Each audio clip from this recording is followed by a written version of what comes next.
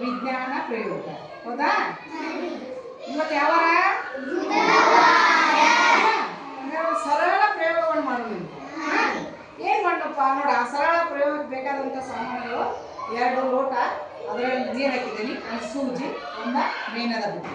ಈಗ ನಾನು ಅದಕ್ಕೆ ಏನು ಮಾಡ್ತಾನಪ್ಪ ಅಂತಂದ್ರೆ ಮೇಣದ ಬತ್ತಿಗೆ ಬೆಂಕಿ ಹಚ್ತಾನೆ. ಏನು ಮಾಡತ್ತಾನೆ ಈಗ? ಹಾಂ, ಬೆಂಕಿಯ ನೃತ್ಯ. ಏನಪ್ಪ ಇದು? ಬೆಂಕಿಯ ನೃತ್ಯ.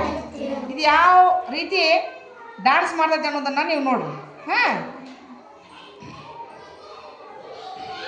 ನೋಡಿ ಸ್ಟಾರ್ಟ್ ಆಯ್ತು ನೋಡಿ ಈಗ. ಟ ಟ ಟ ಟ ಟ ಆಯ್ತಾ?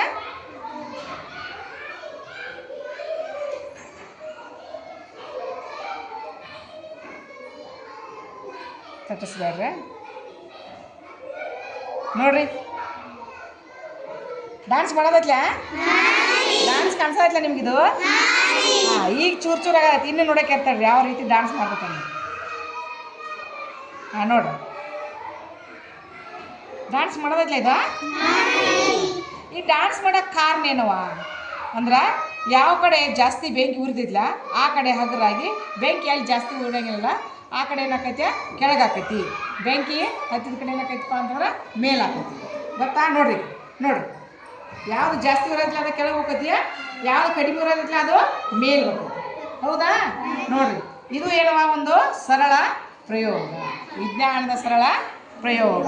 ನೋಡ್ರಿ ಮಕ್ಕಳ, ನೋಡ್ರಿ ನೋಡ್ರಿ ಡ್ಯಾನ್ಸ್ ನೋಡ್ರಿಟ್ರದು ಚೆಂದಾಗೈತ್ಲ? ಸೂಪರ್. ಬೆಂಕಿಯ ನೃತ್ಯ, ಇದು ಏನಪ್ಪ ಒಂದು ನಿಮ್ಗೆ ಸರಳ ಪ್ರಯೋಗ. ಇದರಿಂದ ನೀವೇನು ತಿಳ್ಕೊತೀರಪ್ಪ?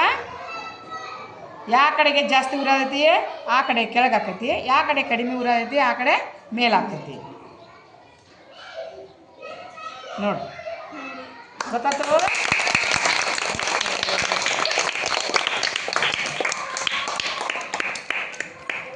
ತಟ್ಟಿಸ್ಬೇಡಿ.